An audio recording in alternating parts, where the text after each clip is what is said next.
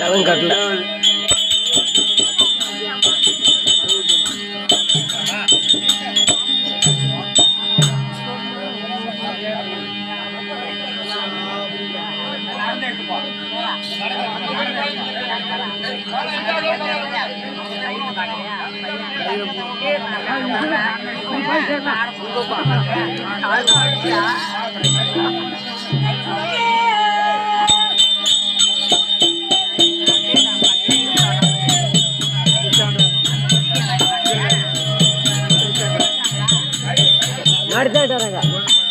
நடத்தாட்டாங்க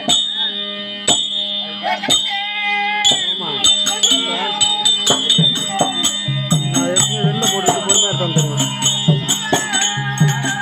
அரைமுறையா கொடுத்துரு பின்னாடி கொடு கையை பின்னாடி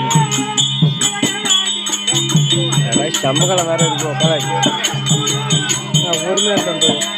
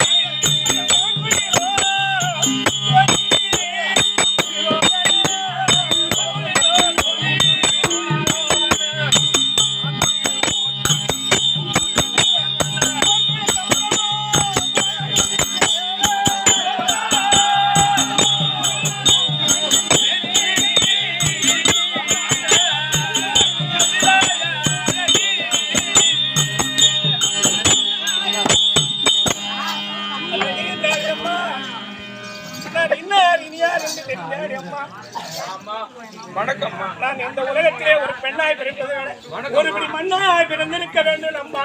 என்னம்மா இது? பார்த்தால் ராஜ தோற்றம், இந்த உலகத்திலே யாரும் காண முடியாத பேரழகு. ஆமாண்டி அம்மா. அழகுக்கு தகுந்த உருவம், உருவத்துக்கு தகுந்த உயரம், இப்படி தெய்வலோகத்தில் இருக்கக்கூடிய பதுமை போன்று இருக்கக்கூடிய பொண்ணு இப்படி மனக்கலக்கத்தோடு வரும்போதே வரிய. அப்படி யாரு? நீ என்ன ஊரு? உன் பேரு என்ன? நடந்தது என்ன? ஏன் கலக்கத்தோட வர? சொல்லு.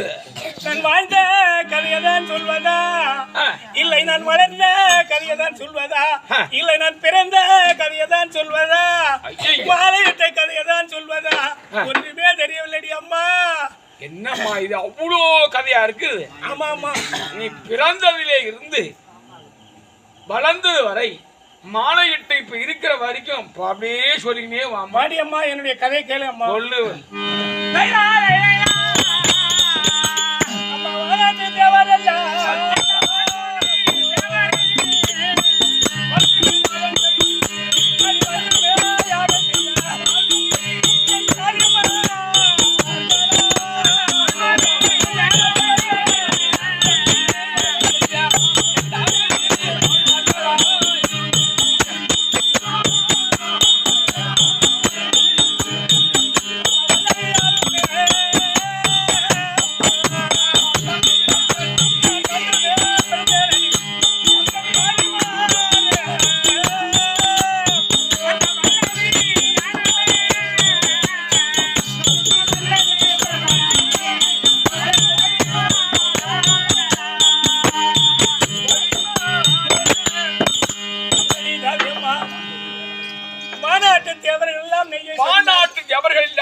நெய்யை சொரிந்தார்கள். மூநாட்டு மன்னர்களும் சேர்த்து நெய்யை சொரிந்தார்கள். சேர்ந்து யாகம் ஈடேற வேண்டும் யாகம் செய்தார்கள். யாகம் ஈடேற வேண்டும் என்று தெய்வேந்திரமணி வென்றாணியாகப்பட்டவளோ கழுத்தில் இருக்கும்படியான சொர்ண மாலையை கட்டி யாகத்திலே விட்டார்கள். அந்த பொன்கள் எல்லாம் உருகி ஒரு பெண் பதுமையாக காட்சி தந்தது. சபையே இருக்கும்படியா அப்படி பொன் பதுமையாகப்பட்டது ஒன்றெல்லாம் உருகி பெண் பதுமையாக காட்சி ஒரு தந்தது பதுமையாகத்தானே காட்சி தந்தது.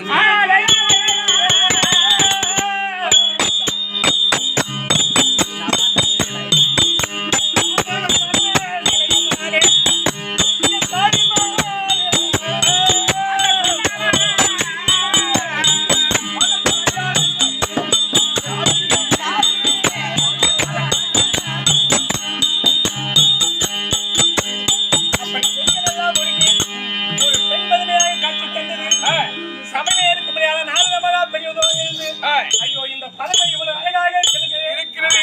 இதற்கு உயிர் கொடுத்து பெயரிட்டால் எவ்வளவு அழகாக இருக்கும். அக்கல் அழுத்தல் படத்தில் என்ன சொல்லும்படியான பெருமாவிடத்திலே சென்று உயிர் கொடுத்து எனக்கு பொன்கள் எல்லாம் உருகியதால் பொன்னூருகி என்று பெயரிட்டார்கள்.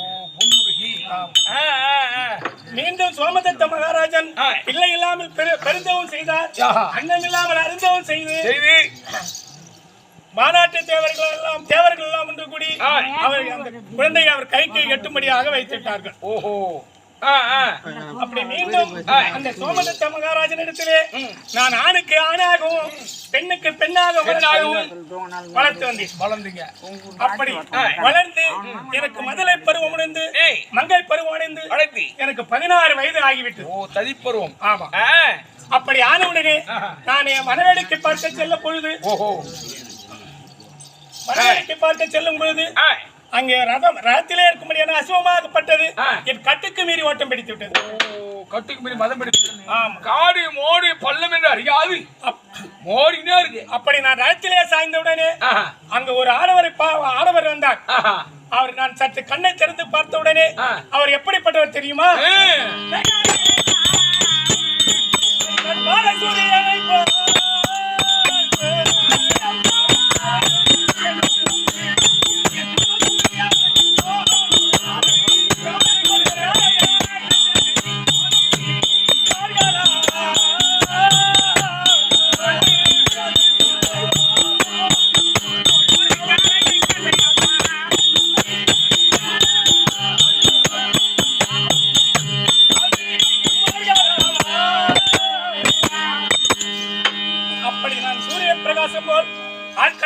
சூரியன் உதிப்பது போல காலையிலே கதிரோனாகப்பட்டவன் எப்படி எழுபானோ தகதகதகவென்று அப்படி நான் கண்ணை விழித்து பார்த்தவுடனே அந்த சூரிய பிரகாசம் போல் ஒரு ஆடவரை பார்த்தேன்.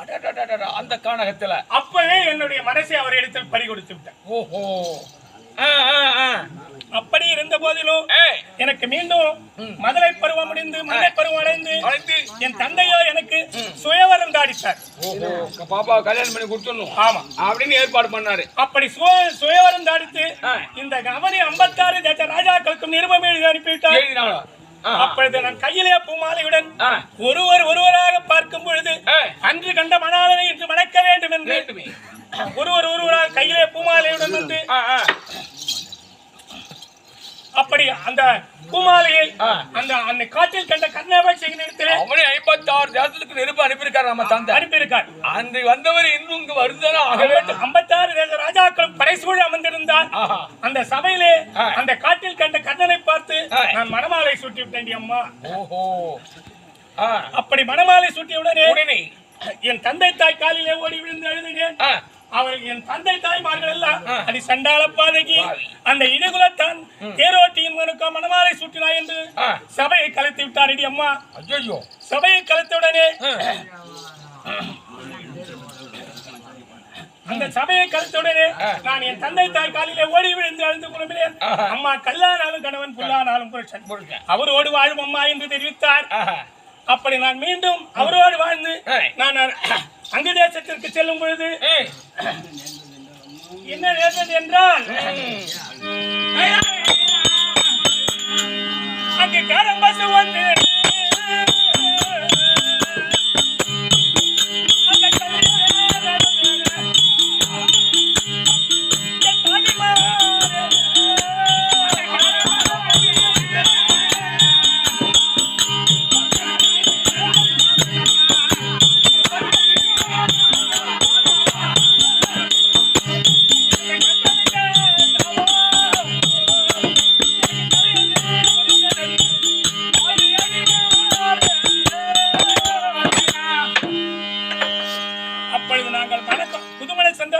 சந்தத்தோடு புதுமண தம்பதிகளோடு தம்பதிகளோடு நாங்கள் ஒருவர் மனத்தை பார்க்கவோ ரதிய மன்மதன் போல நாங்கள் ரதமானது சரவேக மரவேகமாகத்தான் சென்று கொண்டிருக்கிறது. ரதம் வேகமாக செல்லுவோம்.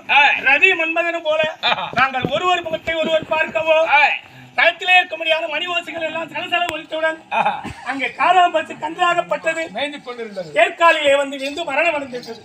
ஐயோ, மரணம் அடைந்தவுடனே அந்த பசுவு கூறியன் ஓடி வந்து என் மன்னரை பார்த்து இந்த ரதம் எந்த கன்றின் மேல் ஏறியதோ அது சாபத்துக்கு கூடாத ரதம் சாபத்தை கொடுத்துட்டான். மன்னனை பிரிந்து மங்கை வாழவும் மங்கையை பிரிந்து மன்ன வாழவும் சொல்லிவிட்டார். மனக்கோலத்தில் செல்வதால் தானே என் கன்றின் மேல் ஏற்றி விட்டீர்கள். ஆமா, இந்த மனக்கோலம் உங்களுக்கு எப்பொழுது நிர்மால கோலமாகத்தான் இருக்க வேண்டும் என்று சாபத்தை கொடுத்து விட்டால் மீண்டும் நாங்கள் ஒரு 2 நாள் கழித்து நான் யமுனாநதிக்கு நீராட செல்லும் பொழுது இன்னொரு வந்த பெண்கள் எல்லாம் அதோ இடிகுலால் தான் மனையாற்றி வருகின்றார் என்றால் கேரோட்டியின் மருமகள் வருகிறார் என்று ஒரு ஜலம் எடுக்க போனால் ஒரு ஜலத்தை கூட தூக்கி கொடுக்க யாரும் இல்லம்மா, யாரும் தூக்கி விட மாட்டேன்ட்டாங்க. இவ அம்மா உங்களை பார்த்தால் ரொம்ப ஒரு பெரிய இடத்து பொண்ணு மாதிரி தெரியுது, பெரிய இடத்து பொண்ணு மாதிரி தெரியுது, நீங்க யாருமா என்று கேட்க நான் இத மாதிரி சொல்றேன். அதுக்கு சொன்ன உடனே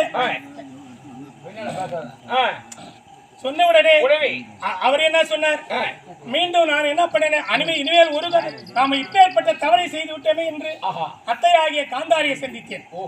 காந்தாரியை சந்தித்து அம்மா நான் தாய் வீடு செல்கிறேன் என்று ஏன் என்று கேட்டால் இந்த மாதிரி இடிகுலத்தான் மனையாட்சி என்று அவதூறாக பேசுகிறார்கள் என்று அத்தையாகிய காந்தாரியை சந்தித்து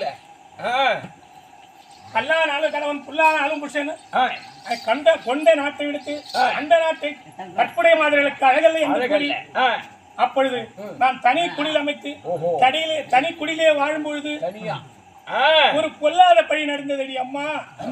ஆமா, என்னம்மா ஆச்சு சொல்லு. வாடி அம்மா சொல்றேன். நான் ஆளவில்லாமலே